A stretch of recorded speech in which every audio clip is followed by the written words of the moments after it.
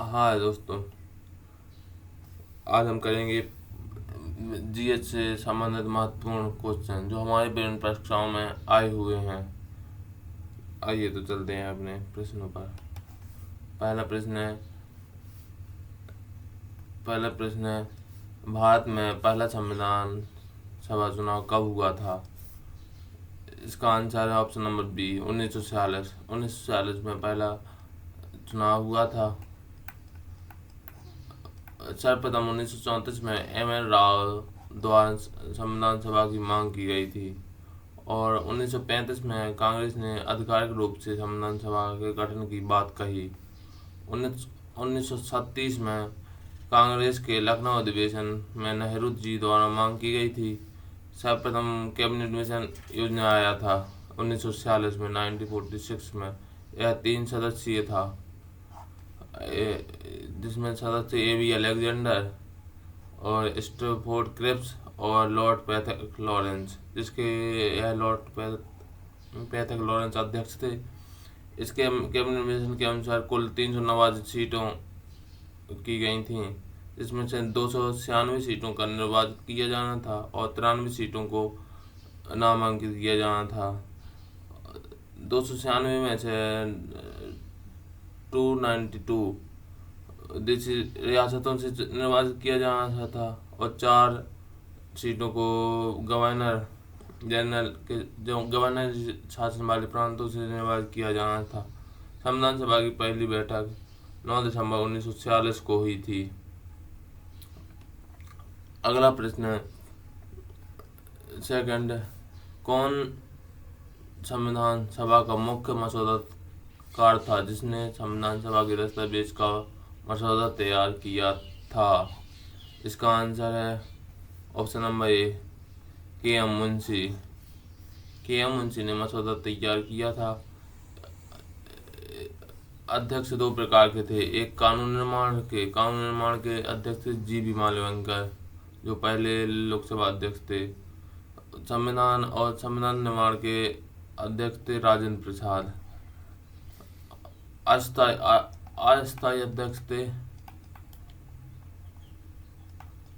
सच्चिदानंद सिन्हा।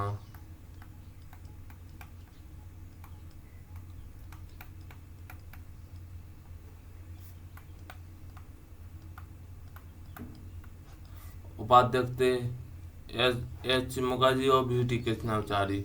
सुलेखाकार थे अंग्रेजी के थे प्रेम बिहारी नारायण राजादा। हिंदी के थे बसंत कुमार वैद्य।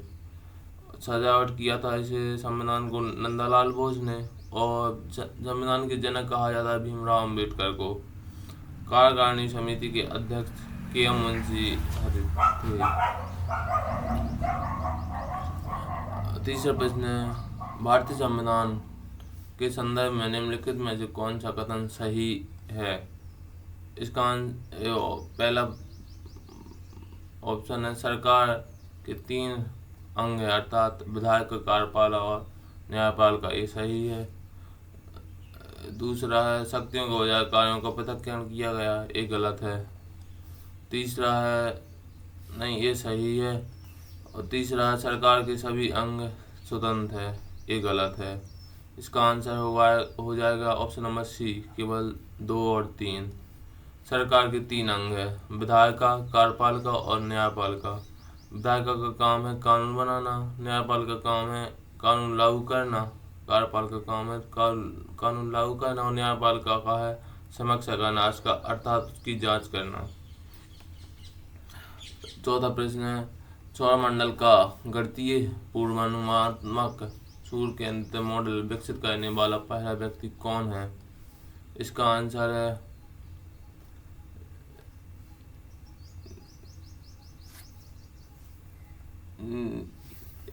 Option number A, Nicholas Copernicus.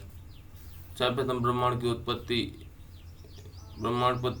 सिद्धांत दिया गया, जिसमें से महाविस्फोटक सिद्धांत, जिसे बिग बैंग थ्योरी भी कहते हैं, इसकी खोज 13.8 अरब वर्ष पूर्व की गई थी। जॉय लेमेत्रे ने सर्वप्रथम 1931 में खगोलीय पिंडों के बीच की दूरी बढ़ रही है यह सिद्धांत किया। की खोज की। सौरमंडल की उत्पत्ति 4.5 बिलियन ईयर पहले की गई थी। नेबुला सिद्धांत 1755 में इमैनुअल कांत ने दिया। नेबुला निहार का, इसका है धूल और गैसों का बादल। 1796 में संशोधित किया इसे लाप्लेस ने। और ब्रह्मांड का अध्ययन कहलाता है कॉस्मोलॉजी। और प्लेटन एंड सिमल परिकल्पना 1905 में थॉमस सी चैम्बरलेन और फॉरेस्ट और मोल्टन ने की। स्थिरावस्था सिद्धांत दिया सर फ्रेड होयल ने और हरमन बोल्डी और थॉमस गोल्ड ने। इन्होंने बताया कि ब्रह्मांड हमेशा विस्तार कर रहा है, लेकिन इसका घनत्व स्थिर बना रहता है। 5वां प्रश्न, निम्नलिखित में से कौन सा चट्टानी ग्रह हमारे सौरमंडल का सबसे तेज ग्रह है, जो अंतरिक्ष में लगभग 29 मील 47 किलोमीटर प्रति सेकंड की गति से यात्रा कर रहा है? इसका आंसर है ऑप्शन नंबर बी, बुध। 29 मील प्रति सेकंड की गति से यात्रा करता है। यह सबसे छोटा ग्रह है। हमारे सौरमंडल में 9 ग्रह हैं, जिनमें से है बुध, शुक्र, पृथ्वी, मंगल, बृहस्पति, शनि, अरुण, वरुण। ग्रह 2 प्रकार के होते हैं, पार्थिव ग्रह, बृहस्पति, बाह्य ग्रह। पार्थिव ग्रह को आंतरिक ग्रह भी कहते हैं। आंतरिक ग्रह में आते हैं बुध, शुक्र, पृथ्वी, मंगल, ये 4 ग्रह आते हैं। और आंतरिक ग्रह में आते हैं बृहस्पति, शनि, अरुण, वरुण। पार्थिव ग्रह में चट्टान के बने होते हैं, सतहें ठोस होती हैं, कम उपग्रह होते हैं, शल्य रिंग नहीं होते। और 5 इसका है अपेक्षाकृत ग्रह छोटे ग्रह होते हैं। और इसमें यह बृहस्पति बाह्य ग्रह हैं, यह ऑक्सीजन मतलब गैसों के बने होते हैं।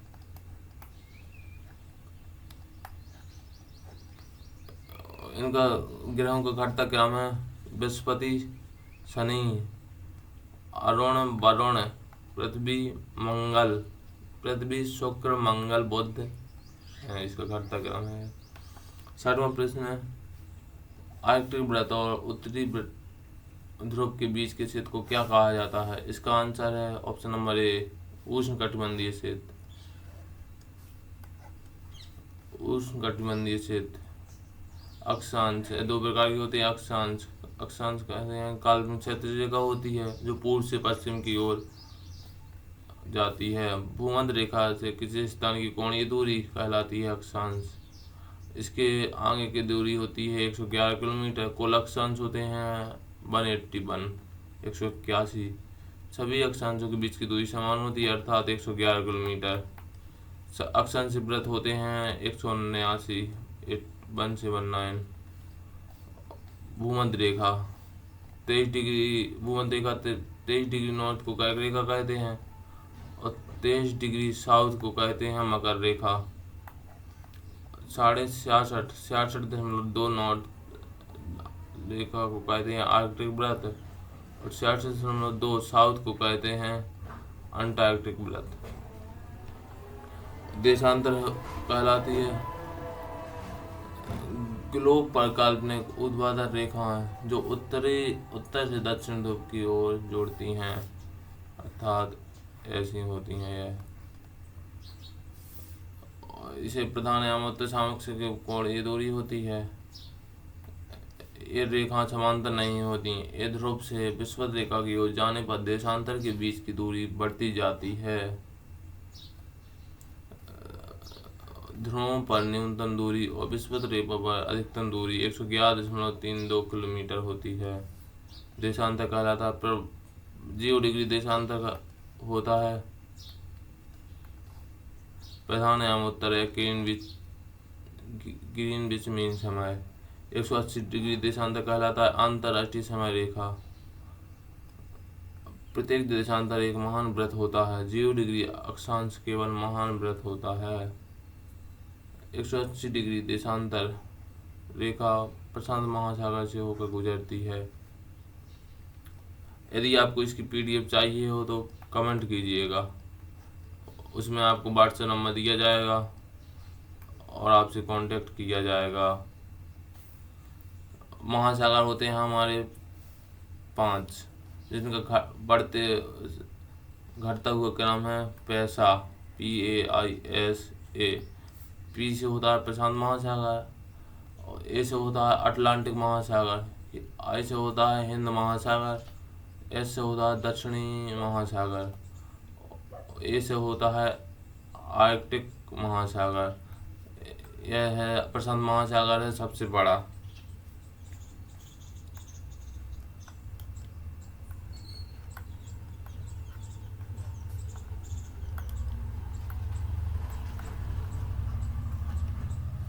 सातवां प्रश्न है, भारत के किस भाग में नवपाषाण और महापाषाण चरणों के बीच ओवरलैप में सबसे पहले लोह वस्तुएं दिखाई दी? इसका आंसर है ऑप्शन नंबर ए, दक्षिण भारत में। पाषाण काल 3 भागों में बटा हुआ, पुरापाषाण काल, मध्यपाषाण काल और नवपाषाण काल। पुरापाषाण की आयु है 5 लाख से 12,000 ईसा पूर्व तक। मध्यपाषाण काल की है 12,000 से 10,000 ईसा पूर्व। और नवपाषाण में नए पत्थरों के उपकरण, मिट्टी के बर्तनों का उपयोग किया गया।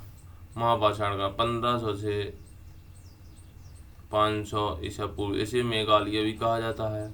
इसमें लोहे युग कहा जाता है, दक्षिण भारत में देखा गया था। 8वां प्रश्न है, दिल्ली सल्तनत के निम्नलिखित में से किस राजवंश ने आगरा शहर की स्थापना की? इसका आंसर है ऑप्शन नंबर ए, लोधी वंश ने आगरा शहर की स्थापना की। इसका अंतिम शासक था इब्राहिम लोधी, जिसे बाबर ने 1556 में पानीपत के प्रथम युद्ध में पराजित कर दिया था और मुगल साम्राज्य की स्थापना कर दी थी।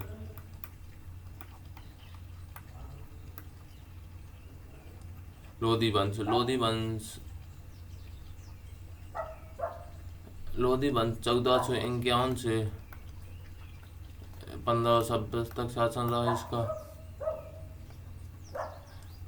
इसके प्रमुख शासक थे सिकंदर लोधी, जो 1488 से 1570 तक इन्होंने शासन किया था। इनके कप्तान गुलरू के नाम से जाना जाता है। इन्होंने दोहरा गुम्बद की वास्तुकला प्रचलित की, जिसमें से दोहरे गुम्बद की वास्तुकला में मोट की मस्जिद का निर्माण किया गया था। इन्होंने ही आगरा शहर की स्थापना की थी, सिकंदर लोधी ने। दिल्ली सल्तनत में कुल 5 वंशों ने राज किया, जिनका क्रम है गुलाम वंश सबसे पहले शासन किया 1206 से 1290 तक, और दूसरे खिलजी वंश, इन्होंने 1290 से 1320 तक शासन किया। तुगलक वंश है 1320 से 1414 तक। सैयद वंश है 1414 से 1451 ईस्वी तक, और लोधी वंश है 1451 से 1526 तक। इसका अंतिम शासक था इब्राहिम लोधी।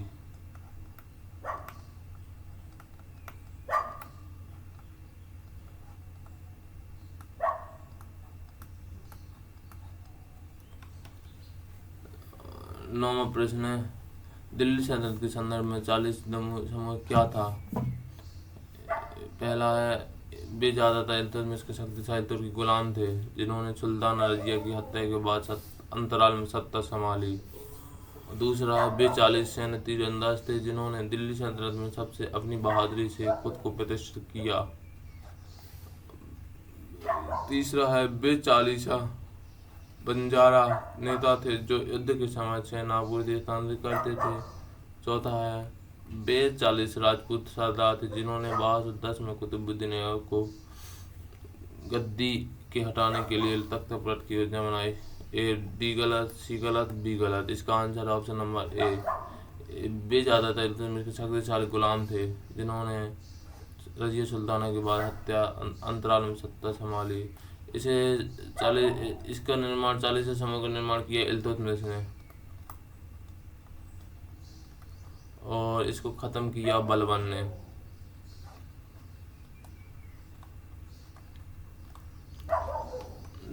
कुतुबुद्दीन ऐबक, इसने गुलाम वंश की स्थापना की। इसका शासन था 1206 से 1210 ईस्वी तक। गुलाम वंश की स्थापना की और चौगान खेलते समय इसकी मृत्यु हो गई 1210 में। इसने लाहौर राजधानी बनाई लाहौर को।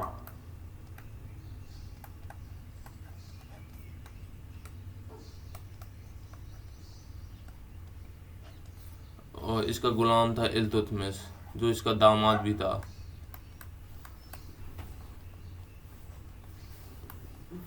इसे इल्तुतमिश 1210 से 1227 तक इसने शासन किया। इसने एकता की शुरुआत की और चालीसा दल की भी इसने शुरुआत की।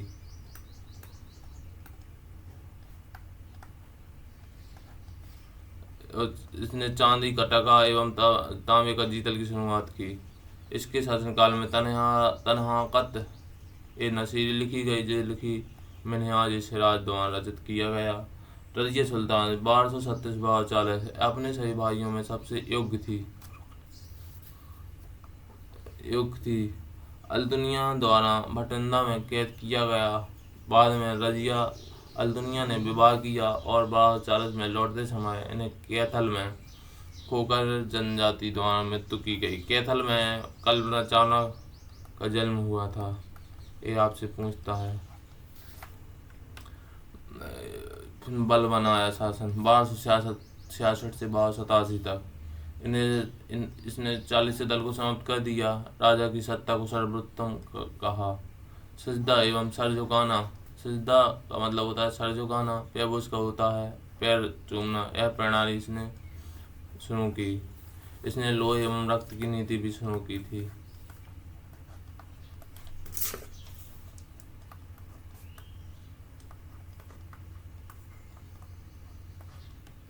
10वां प्रश्न हमारा लास्ट प्रश्न है।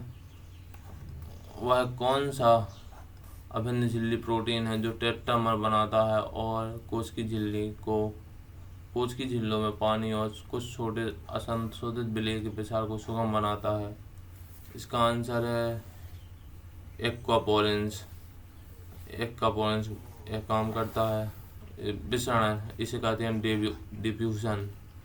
उच्च सांद्रता वाले क्षेत्र में निम्न सांद्रता वाले क्षेत्र की ओर अणुगति होती है, इसे हम विसरण कहते हैं। प्रसारण की दर होती है सबसे ज़्यादा गैस में, फिर द्रव में, फिर ठोस में।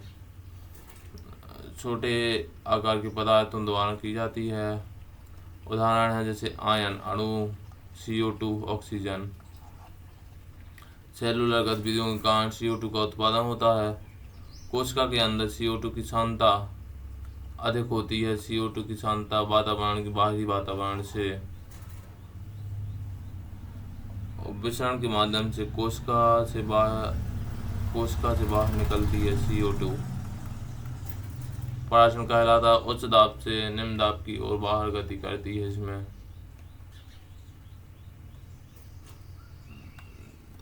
यदि आपको वीडियो पसंद आया तो लाइक ज़रूर कीजिएगा और नोट के लिए कमेंट कीजिएगा, जिससे आपसे कांटेक्ट किया जाएगा